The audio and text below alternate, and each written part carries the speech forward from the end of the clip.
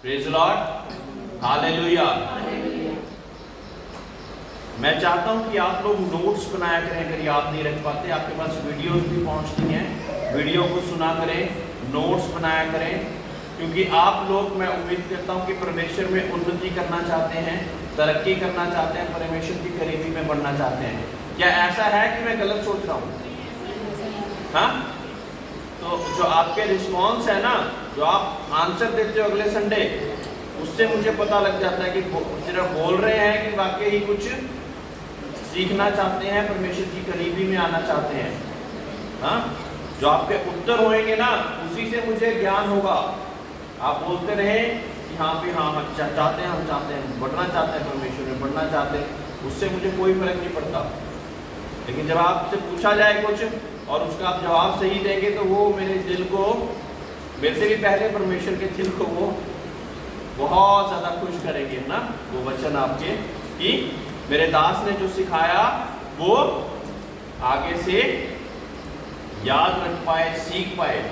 मैं विश्वास करता कि हर एक को परमेश्वर ने बहुत अच्छी बुद्धि दी है। बोलिए कि मुझे परमेश्वर ने अच्छी बुद्धि दी है।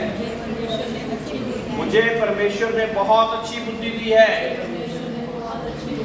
मुझे परमेश्वर ने सिर बनाया है, पूंछ नहीं बनाया। मुझे परमेश्वर ने सिर बनाया है, पूंछ नहीं बनाया है। आज जिस टॉपिक के बारे में मैं आपके साथ डिस्कस करना चाहता हूं, वो है परमेश्वर की आशीषें, परमेश्वर की आशीषों की पाने की कुंजी। तो कितनी इंपॉर्टेंट है ये आज बात? हाँ, बहुत बहुत बहुत ज्यादा।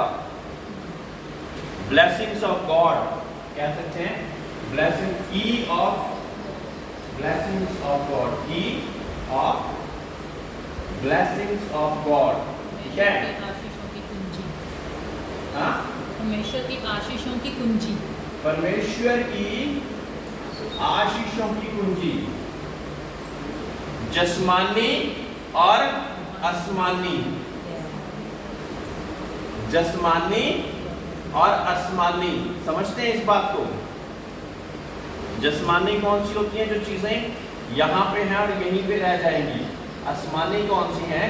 जो कि यहाँ पे हम मेहनत कर रहे हैं, लेकिन वो हमारे साथ भी जाएंगी परमेश्वर के पास। Praise the lord, hallelujah, hallelujah. आइए दूसरा कुरिन्थियों 8 का 8वें अध्याय पे पहुंच गए ना हम।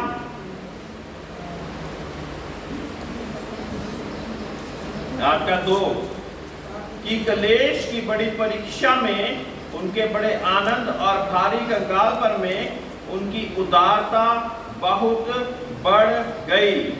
हम पहली आयत से पढ़ेंगे तो आपको फिर शायद समझ लगे। अब हे भाइयों, हम तुम्हें परमेश्वर के उस अनुग्रह का समाचार देते हैं जो मकदूनिया की कलीसिया पर हुआ, कि कलेश की बड़ी परीक्षा में उनके बड़े आनंद और भारी कंगालपन में उनका उदारता बहुत बढ़ती गई। उनके विषय में मेरी यह गवाही है कि उन्होंने अपनी सामर्थ्य पर, वरन सामर्थ्य से भी बाहर, मन से दिया। क्या किया? मन से दिया। क्या हम देने वाले हैं कि लेने वाले हैं? परमेश्वर ने हमको देने वाला बनाया है। अब पौलुस प्रेरित जब सेवकाई करा करता था, तो कोई ना कोई कलीसिया, मकदूनिया की कलीसिया के बारे में बता रहा है कि वो लोग, वो कहीं भी पूरे संसार में कहीं पे भी जाते थे, लेकिन उनको पर्याप्त धन भेजते रहते थे कि उनकी जरूरतें पूरी होती रहे, और अपनी सामर्थ्य से, और कहते हैं कि अपनी सामर्थ्य से बाहर भी वो देना सीख गए। और इस वजह से क्या हुआ? परमेश्वर की आशीष को उन्होंने प्राप्त किया। मेरे प्रियो, बुरा ना मानना, लेकिन इन चीज़ों के बारे में मैं प्रचार बहुत ज़्यादा नहीं करता, क्योंकि लोग इन चीज़ों के बारे में बुरा मान जाते हैं। लेकिन मेरी बहन ने भी एक दिन बताया, और हरजिंदर भाई ने भी एक बार बोला कि इस बारे में बोलना बहुत ज्यादा जरूरी है। कैसे हम परमेश्वर की आशीष प्राप्त कर सकते हैं? जब हमने परमेश्वर के लिए सबसे ज्यादा बुरा गला सड़ा नोट निकाल के परमेश्वर के भवन में गले में डालना है, तो क्या होगा? हमें आशीष कैसी मिलेगी? हाँ, कैसी मिलेगी? परमेश्वर तो जानता है ना, खुदा का दास नहीं जानता किसने डाला है, लेकिन परमेश्वर जानता है। परमेश्वर ने कहा 2 तो तुम्हें दिया जाएगा। ये कुंजी है। क्या कुंजी है? 2 तो तुम्हें दिया जाएगा। तुम्हें दिया जाएगा, और अगर नहीं देंगे तो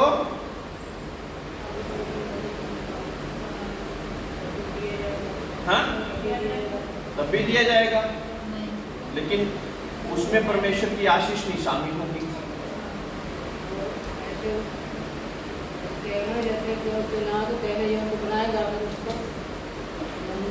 वो भी बताऊंगा, चिंता मत कीजिए। 8 की 5, और वैसे हमने आशा की थी वैसे ही नहीं, वरन उन्होंने प्रभु को फिर परमेश्वर की इच्छा से हमको भी अपने आप को दे दिया। इसलिए हमने तीतुस को समझाया कि जैसा उसने पहले आरंभ किया था वैसे ही तुम्हारे बीच में हम दान के काम को पूरा भी कर ले। इसलिए जैसे तुम हर बात में अर्थात विश्वास, वचन, ज्ञान और सब प्राप्त के यत्न में और उस प्रेम में जो हम में रखते हो बढ़ते जाते हो, वैसे ही इस दान के काम में भी बढ़ते जाओ। परमेश्वर चाहता कि आप दान के काम में भी बढ़ते जाएं। उससे होगा क्या? उससे हम आशीषित होते जाएंगे। मेरे प्रियो, आपके सामने मैं खुद खड़ा हुआ हूं, जो कि मैं किसी और के बारे में नहीं बोल सकता, लेकिन मैं अपने बारे में जरूर बोलता जाता हूं। जब ये कुंजी मैंने सीखी, तो तब आप सोचो कि मेरे ऊपर 40,000 किस्त मेरी जाया करती थी, इंस्टॉलमेंट। और उस वक्त मैं सोचूं कि परमेश्वर इतना सारा तो मुझे इंस्टॉलमेंट ही देनी है, अब तो मैं तेरे लिए तो नहीं निकाल पाऊंगा, है ना? मैं ऐसा सोच सकता था, लेकिन तब भी परमेश्वर ने ये सामर्थ्य दी, क्योंकि कुंजी पता लग गई थी। क्या थी कुंजी? 2 तो तुम्हें दिया जाएगा, कोई और सिद्धांत नहीं है। तब क्या हुआ? तो मैं परमेश्वर मुझे वो बल देता था कि मैं 40,000 किस्त निकाल के भी परमेश्वर के लिए दूं। हो सकता है 1-2 महीने बहुत ज्यादा तंगी के साथ भी देना पड़ता हो, लेकिन देने से नहीं चूका। उस वजह से क्या हुआ? उस वजह से परमेश्वर ने जिस काम में मैंने हाथ डाला, उसमें परमेश्वर ने मुझे आशीष दी। संसार की आशीष चाहिए कि परमेश्वर की आशीष चाहिए? परमेश्वर की चाहिए। मेरे प्रियो, अगर मैं संसार की आशीष चाहता होता तो एक नॉर्मल नौकरी करते हुए 12-14 घंटे की ड्यूटी मेरी चल रही होती, और उसके बाद ना तो ये चर्च बनता, ना कोई और कारोबार में काम में उन्नति होती।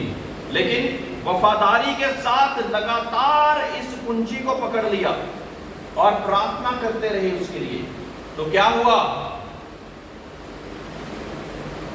सब कुछ होता गया। ये कुंजी है। अगर आज सिद्धांत ये सीख जाएंगे ना, तो आप देखेंगे कि आपके जीवन में परमेश्वर कैसे उन्नति। अब पिछली बार भी हमने क्या सीखा था? तब जिस काम में वो हाथ डालता है, उस काम में वो फलवंत हो जाता है ना? कुछ सिद्धांत हैं, कुछ कुंजियां हैं। अगर हम उन कुंजियों में परमेश्वर के साथ वफादार नहीं रहना चाहते, तो फिर आप ये मत कहिए कि परमेश्वर तू मुझे आशीष दे, आशीष दे। जब परमेश्वर ने कुंजी बताई तो उसको हम ना माने, और फिर हम कहें कि परमेश्वर तू हमको आशीष नहीं देता। परमेश्वर कहता कि मैंने आशीष देने का एक नियम बनाया हुआ है, उसको फॉलो कर ले। स्टार्टिंग में सोचो कि कैन और हाबिल का पता है, पहला हत्यारा, किस कारण उसने अपने भाई को कत्ल कर दिया? क्योंकि उसकी भेंट स्वीकार करी परमेश्वर ने, और केन ने हाबिल को मार दिया था। हाँ? किस लिए? क्योंकि एक की भेंट स्वीकार हुई, दो भाई थे, एक की भेंट स्वीकार हुई और एक की नहीं हुई। मारा था उसको, तो उसके लिए भी जितने वो बेचते थे ना, तो उसको चढ़ा देते थे, मार देता अपने भाई को उसमें। तो वो क्या लेकर आया था? हाबिल क्या लेके आया था? सबसे उत्तम, जो अपनी खेती बाड़ी का सबसे उत्तम फल लेकर आया और परमेश्वर के सामने चढ़ाया, तो उसकी भेंट कबूल हो गई। आज हम सबसे सड़ा गला लेके आते हैं और कहते हैं हमारी भेंट कबूल हो जाए। और हाबिल ने क्या करा? केन ने क्या कहा? केन भी अपनी तरफ से कुछ ना कुछ लेकर आया, लेकिन वो सबसे उत्तम नहीं था, और उस वजह से उसकी भेंट कबूल नहीं हुई। और जब कबूल नहीं हुई तो उसको इतनी ज्यादा ईर्ष्या अपने भाई के प्रति आ गई कि उसने मार ही डाला। और फिर परमेश्वर जब आया तो उनसे पूछा कि क्या हो गया? वो कहता कि तेरा भाई कहाँ है? परमेश्वर को तो सब पता था क्या कर दिया इसने। वो क्या कहता है? क्या मैं अपने भाई का रखवाला हूं? या मैं उसको रखने वाला हूं? या मैं उसका रखवाला हूं? कहता उसका लहू अब भी धरती से पुकार पुकार कर चिल्ला रहा है।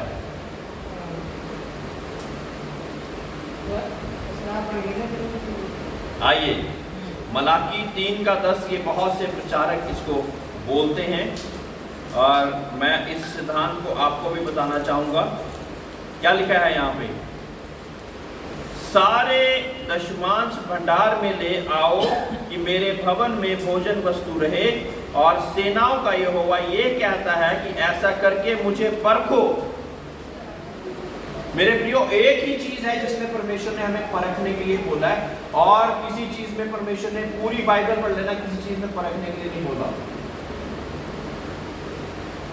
हम परमेश्वर को परख नहीं सकते हैं, लेकिन यहां पे क्या लिखा है कि जब आप मुझे भेंटे और दान दशमांश लेके आते हो तो इस बात में मुझे परखो। क्या लिखा है?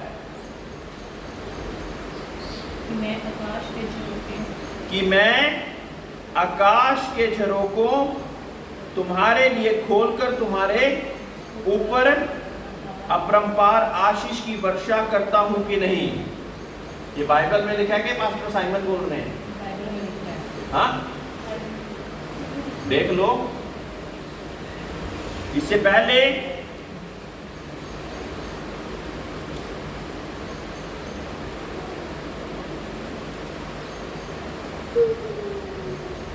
इसकी पहली कुछ आयतों को भी मैं पढ़ना चाहता हूं।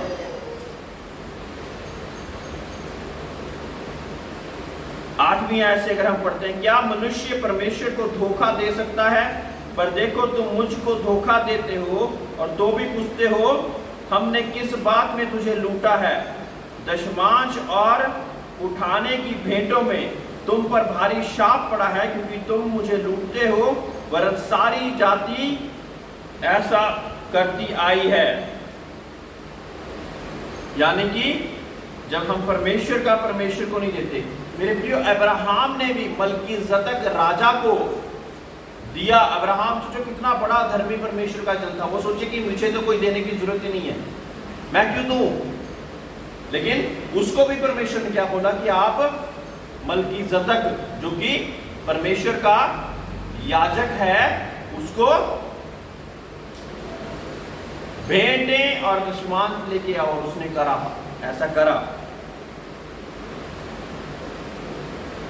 अब 11वीं आयत में क्या होता है? अगर हम ऐसा करते हैं तो क्या होगा हमारे साथ? मैं तुम्हारे लिए नाश करने वालों को ऐसा घुड़कूंगा कि वह तुम्हारी भूमि को उपज नष्ट ना करेगा और तुम्हारे दाखलताओं में फल कच्चे ना गिरेंगे। सेनाओं के यहोवा का यही वचन है। मेरे प्रियो, हम कई बार सोचते कि हम परमेश्वर को ना दें, लेकिन जब हम देते हैं तो हमारे फल कच्चे नहीं गिरते। यानी कि हमारी फसल, सोचो कि बहुत ज्यादा मेहनत करेगी और उसमें आशीष ही ना हो, कोई फायदा नहीं। हम जिस काम में हाथ डालते हैं, बहुत ज्यादा मेहनत कर रहे हैं, 12-14 घंटे की ड्यूटी कर रहे हैं और उसके बाद उसमें आशीष ही नहीं है।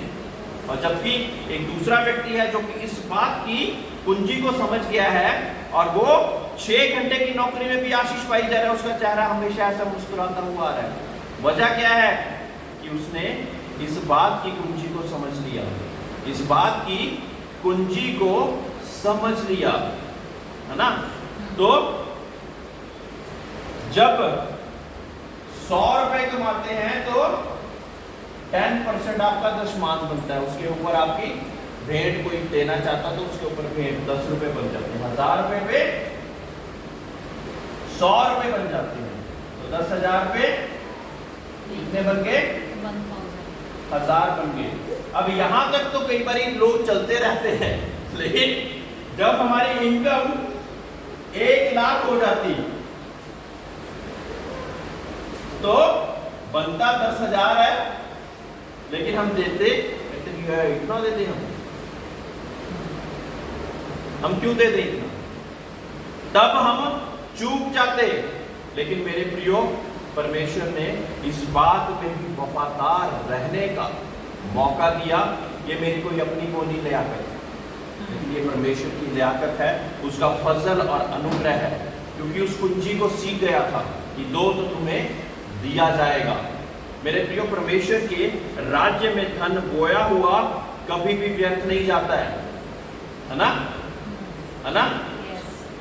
आप मानोगे नहीं, फौजी भाई ने वापस लौटते ही मुझे गवाही दी, कहता मैंने 3 दिन कलीसिया में खाना खिलाया। आपको पता क्या हुआ? फौजी भाई सुन रहे हैं कि 3 दिन मैंने कलीसिया में खाना खिलाया। कहता परमेश्वर किसी का कर्जदार थोड़ी है। कहता वहां जाके मेरे जो खर्चे थे, मैंने कुछ खर्चे इनके फौजियों के बताते हैं, वो खर्चे बताए, एकदम से कहता 4,000 का मुझे अप्रूवल मिल गया। परमेश्वर किसी का कर्जदार नहीं है। आपके फल कच्चे नहीं गिरेंगे। जिस चीज में आप हाथ डालोगे उसमें आशीष आ जाएगी। हम दिन और रात मेहनत करते रहे, आशीष नहीं आ रही, आशीष नहीं आ रही, आशीष नहीं आ रही। आपने क्या परमेश्वर की कुंजी को पकड़ा है? कुंजी हम जानते नहीं, लेकिन आज जान गए हैं। आप ये नहीं कह सकते हमें नहीं पता है ना। आप ये मान के चलिए कि अगर ये सोच के चलेंगे कि परमेश्वर के दास को तो किसी चीज की आवश्यकता कैसे है, हम तो आप सोचते हैं कि आप उनको दे रहे हैं। जब ऐसा सोच के चलेंगे तो कहीं नहीं पहुंचेंगे। जब ये सोच के चलेंगे कि हमने तो परमेश्वर के राज्य में बो दिया है, तब आशीष पाएंगे। और आशीष देने वाला परमेश्वर कहता कि मैं आसमान के झरोकों, कौन नहीं चाहता? मैं तो चाहता हूं कि परमेश्वर आसमान के झरोकों को खोलकर मुझे आशीष दे। आप चाहते हो? हाँ, हम चाहते हैं कि परमेश्वर आसमान के खजानों को खोलकर हमें आशीष दे। हाँ, कौन कौन नहीं चाहता? कौन कौन चाहता है? हाँ, हम चाहते हैं कि परमेश्वर आसमान के खजानों को खोलकर हमको आशीष दे। और वो कैसा होगा? परमेश्वर के नियम के अनुसार जब हम चलते जाएंगे तो परमेश्वर उसमें हमें फुलवंत करेगा। मरकुस की इंजील में 12 का 41 से 44 तक कोई भी पढ़ दे।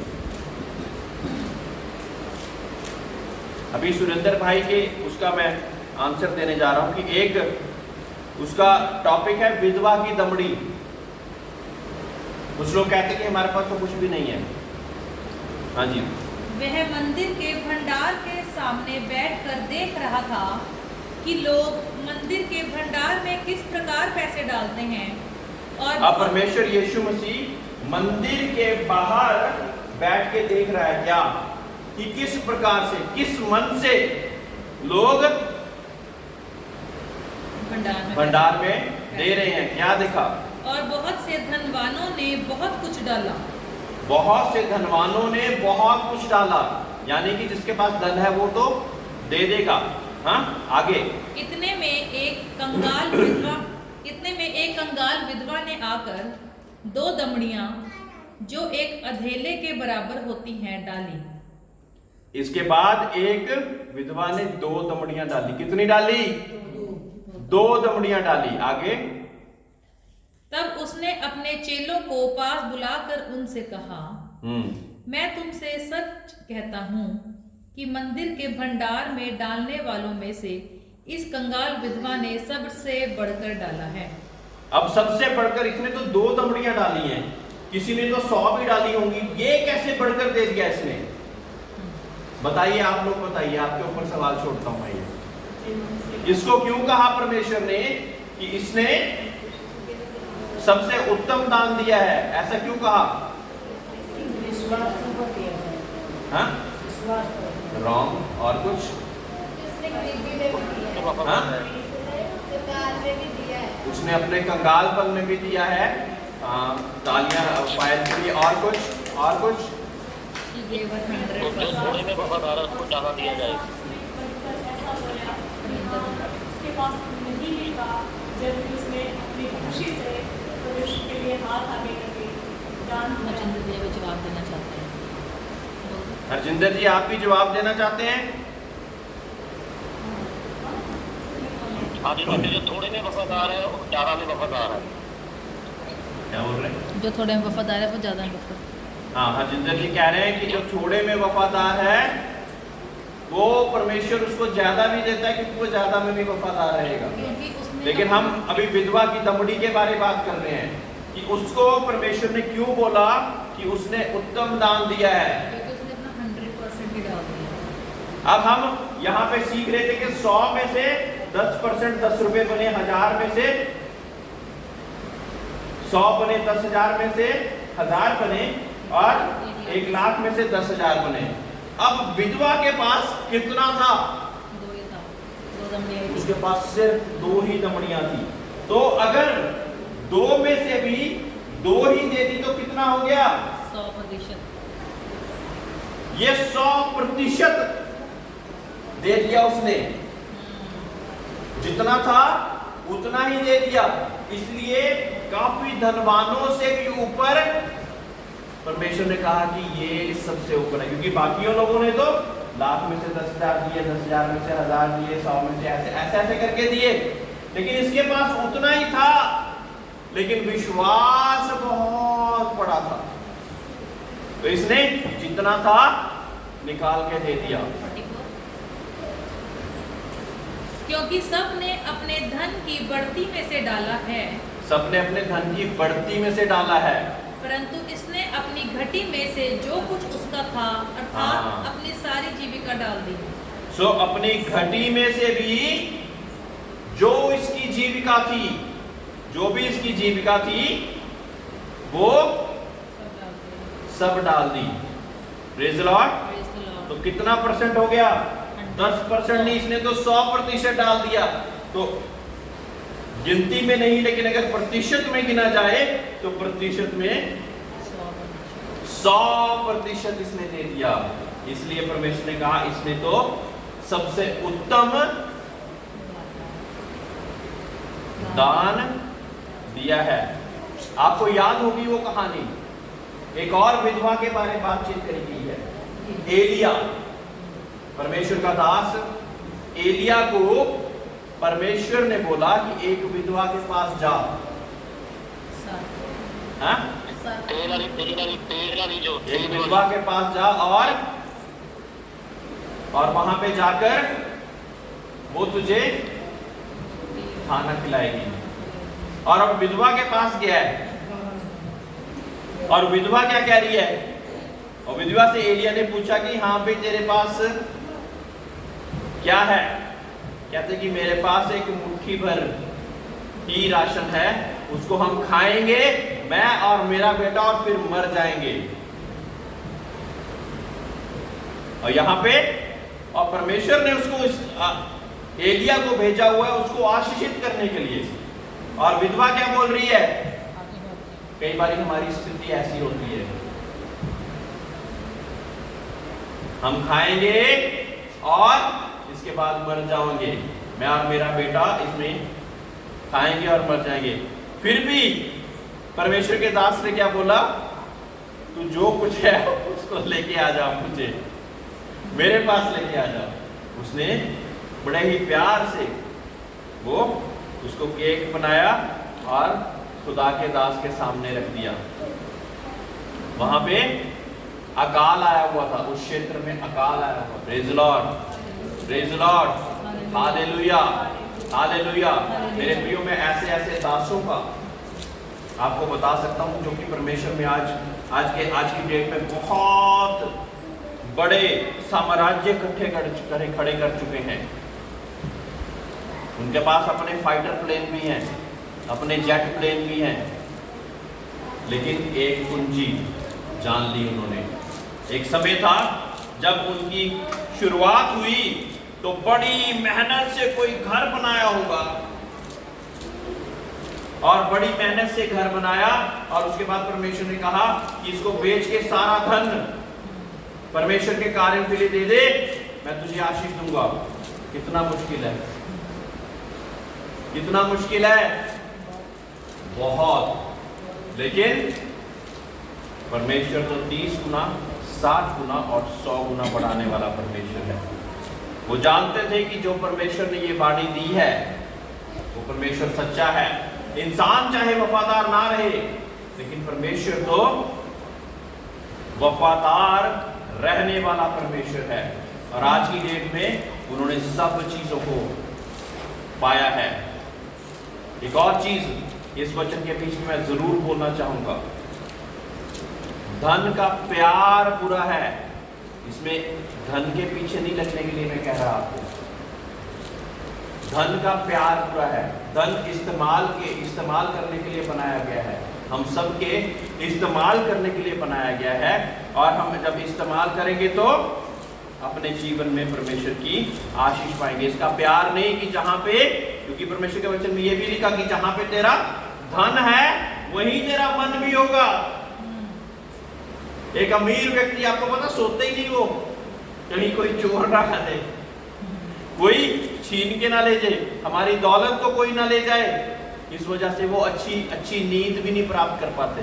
लेकिन जो परमेश्वर के मानने वाले लोग हैं वो बहुत अच्छी गहरी नींद को पाते हैं। किस कारण? क्योंकि परमेश्वर ने उनके जीवनों में बड़े बड़े कार्य करे हैं। और परमेश्वर ने ये कहा है कि जहां तेरा धन हो वहां तेरा मन हो। तो अपना धन तू स्वर्ग में इकट्ठा करना शुरू कर। स्वर्ग में धन कैसे इकट्ठा करेंगे? हाँ, कैसे करेंगे? बोके, है ना। जब हम अपनी तरफ से कुछ भी निकालते हैं तो क्या कहते हैं कि हमने तो परमेश्वर के राज्य के लिए दे दिया है। तो जहां तुम्हारा मन वहां पे तुम्हारा धन, जहां पे वहां पे तुम्हारा मन भी होगा। Praise the lord, hallelujah. पहला तीमुथियुस 6:9 पढ़ेंगे। इससे पहले मैं आपको बताऊंगा कि परमेश्वर के वचन में यूं भी लिखा कि हर्ष से देने वाले से परमेश्वर खुश होता है। अगर हम कुड़कुड़ा के दें तो मत दो, मैं पहले ही कह देता हूं, ऐसा शायद कोई और पादरी ना बोले। कुड़कुड़ा के अगर देना चाहते तो मत देना प्लीज, क्योंकि उसमें आशीष नहीं होगी। आप तो दे तो इसलिए रहे हैं ताकि आपके जीवन में परमेश्वर अपनी आशीष को लेके आए। और अगर आप कुड़कुड़ा के देना चाहते हैं कि पादरी ने बोल दिया तो मत दीजिए, अपने पास ही रखिए, ठीक है। कुड़कुड़ा के नहीं, लेकिन हर्ष से देने वाले से परमेश्वर प्रसन्न होता है। हाँ जी, आगे। पर जो धनी होना चाहते हैं वे ऐसी परीक्षा और फंदे और बहुत सी व्यर्थ और हानिकारक लालसाओं में फंसते हैं, हाँ। जो मनुष्यों को बिगाड़ देती है और विनाश के समुद्र में डुबा देती हैं। हाँ।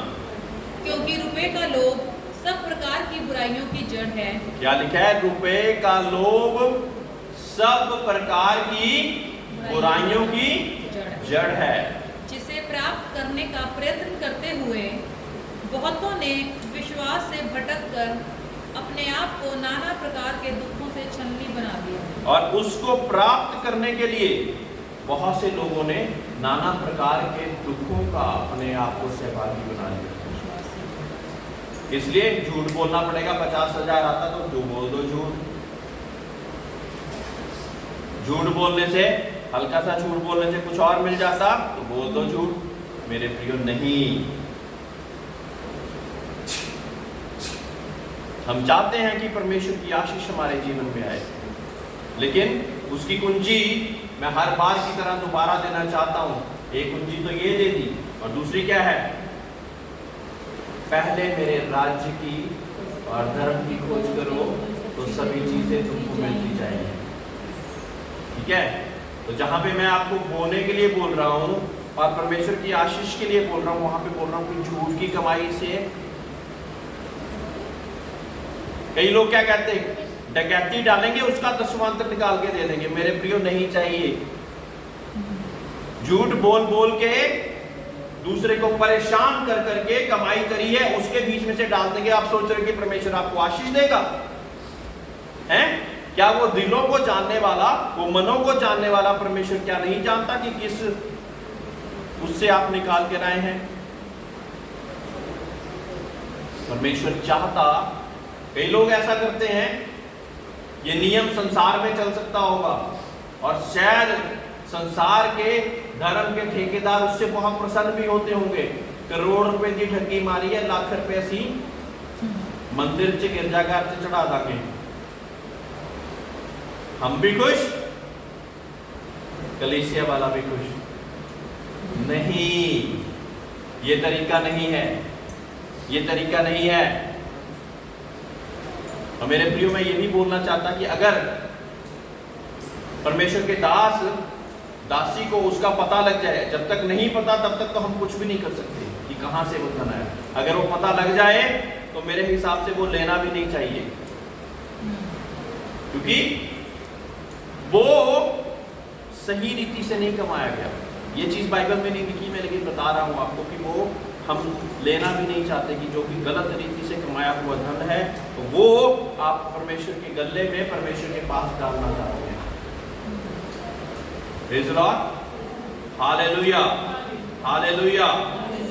अब देना कहां चाहिए? गलातियों का 6 की 6।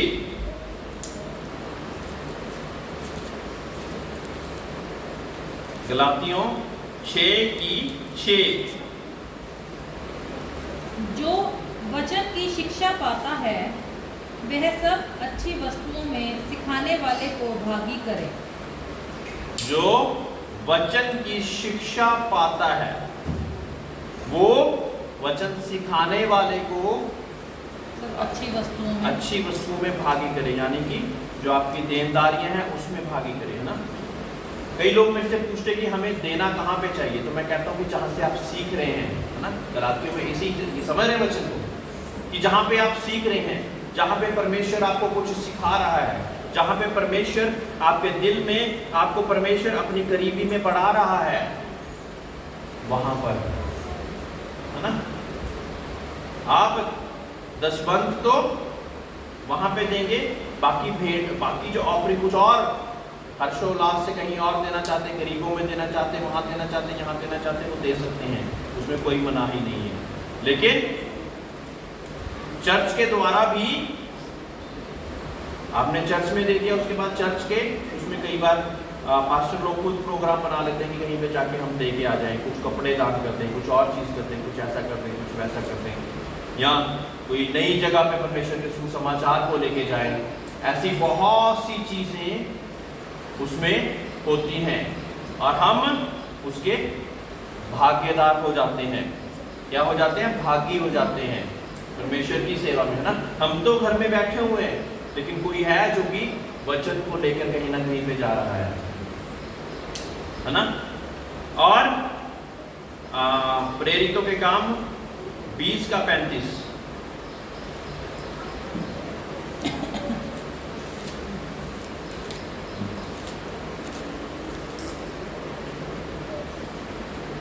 मैंने तुम्हें सब कुछ करके दिखाया कि इस रीति से परिश्रम करते हुए निर्बलों को संभालना और प्रभु यीशु के वचन स्मरण रखना अवश्य है, जो उसने आप ही कहा है, लेने से देना धन्य है।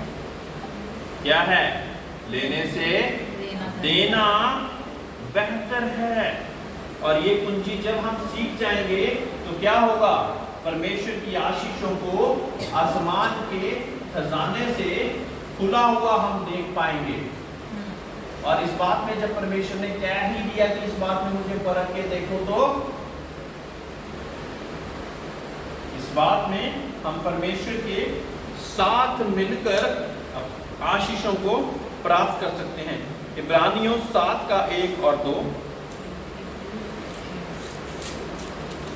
इब्रानियों 7 का 1 और 2। यह मल्कीसेदेक शालेम का राजा और परम प्रधान परमेश्वर का याजक सर्वदा याजक बना रहता है। जब अब्राहम राजाओं को मार कर लौटा जाता था तो इसी ने उससे भेंट करके उसे आशीष दी। इसी को अब्राहम ने सब वस्तुओं का 10वां अंश भी दिया। ये पहले अपने नाम के अर्थ के अनुसार धर्म का राजा और फिर शालेम अर्थात शांति का राजा है। मेरे प्रियो, अब्राहम, इसाक और याकूब का परमेश्वर करके हम दुआएं प्रार्थनाएं करते हैं, है ना। और जब हम ऐसी प्रार्थना करते हैं तो सोचो कि अब्राहम, जो मैं बात बता रहा था कि मल्कीसेदेक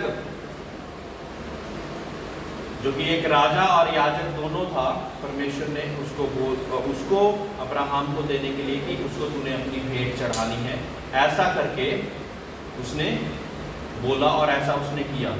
जिस दिन हम इस कुंजी का समझ जाएंगे सिद्धांत, उस दिन हम परमेश्वर के नाम से आगे बढ़ते जाएंगे फाइनेंशियली।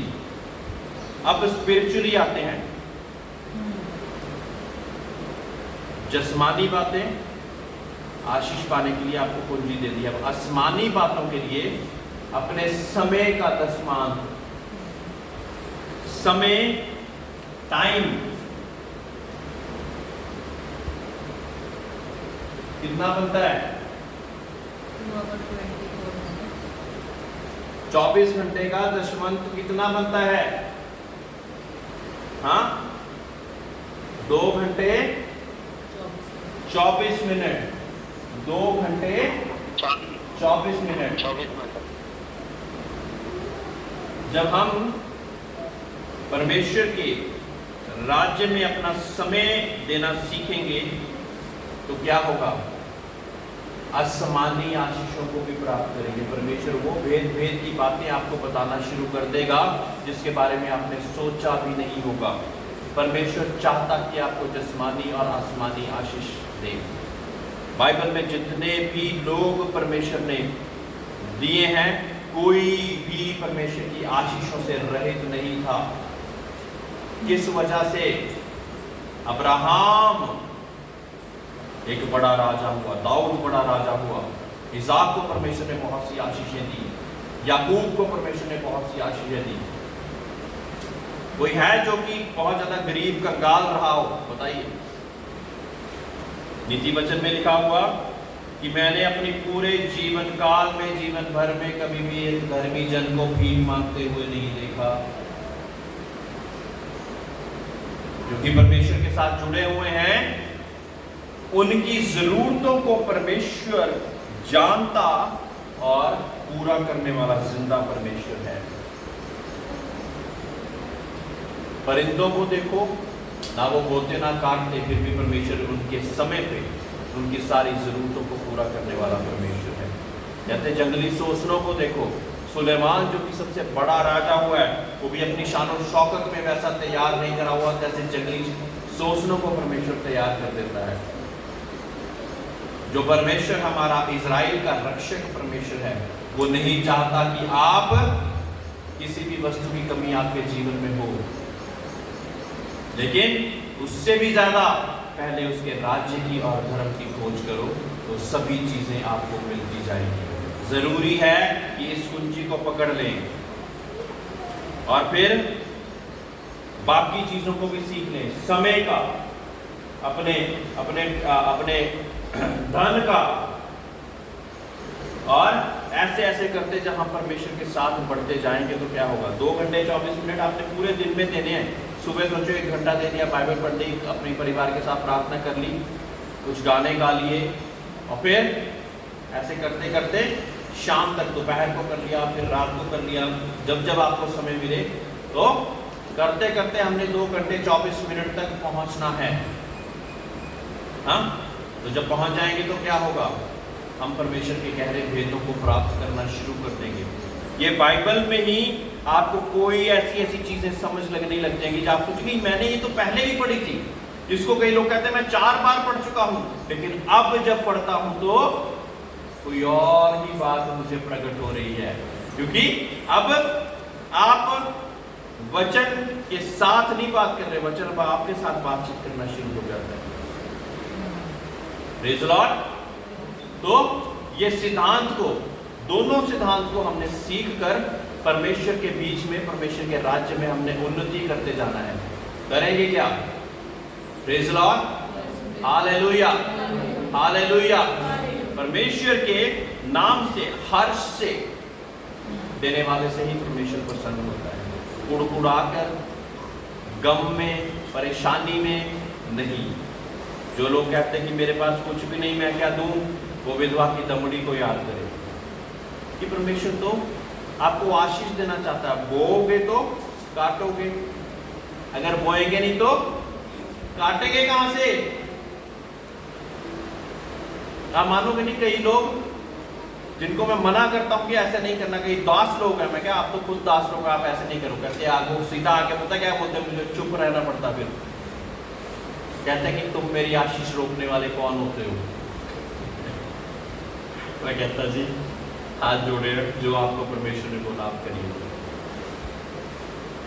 कहते आप मेरी परमेश्वर से जो आशीष है उसको आप नहीं रोक सकते हो। मैं क्या, मैं रोकना चाहता भी नहीं हूं। सो परमेश्वर इन वचनों के साथ हम सबको आशीष दे, और परमेश्वर में हम इन सिद्धांतों को सीखकर परमेश्वर में आगे बढ़ते जाएं। और मैं चाहता कि आप फाइनेंशियली और स्पिरिचुअली ब्लेस्ड हो जाएं। आप आसमानी तौर से और जस्मानी तौर से, दोनों तौर से आने वाले समय में परमेश्वर आपके जीवन में आशीषों को बोता जाए। लेकिन सिद्धांत पकड़ लीजिए, आशीषें अपने आप आ जाएंगी। कुंजी पकड़ लीजिए, ताले अपने आप खुलते जाएंगे। Praise the Lord. कुंजी पकड़ लीजिए, ताले अपने आप खुलते जाएंगे। जब हमें कुंजी नहीं पता तो जो मर्जी ताला लगाते रहो, यार आशीष नहीं आ रही, मैं आ काम भी कर ले, आ भी कर ले, आ भी कर ले, आ भी कर ले, जड़ा काम करता वो ठप हो जाता, वो परमेश्वर की आशीष ही नहीं। कुंजी पकड़ लीजिए, सही कुंजी पकड़ लीजिए, आशीष परमेश्वर की अपने आप आपके जीवन में आती जाएगी। आइए सभी लोग खड़े हो जाए।